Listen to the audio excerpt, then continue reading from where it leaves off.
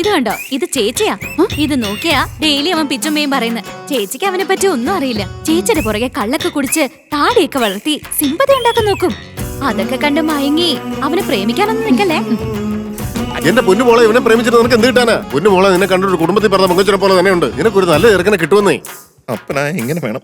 എന്തിനാ ഇങ്ങനെയൊക്കെ പറയുന്നേ? റാം ഇഷ്ടപ്പെടുന്ന പെൺകുട്ടിയുടെ മുഖത്ത് നോക്കി അവനെ പറ്റി ഇങ്ങനെ കുറ്റങ്ങൾ പറയുന്നത് എന്തിനാ? ആന്റി, ഞാൻ പറയുന്നതൊന്ന് കേക്കൂ.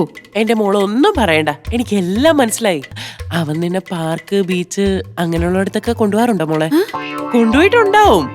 അതെ, നമ്മുടെ മരുമോളെ കണ്ടില്ലേ, മഹാലക്ഷ്മിയെ പോലെ ഇരിക്കുന്നുണ്ടല്ലേ? അവള് മഹാലക്ഷ്മിയാണെങ്കിൽ പിന്നെ ഞാനാരാ? കേറി വാടി, പോലീസ് കേറി.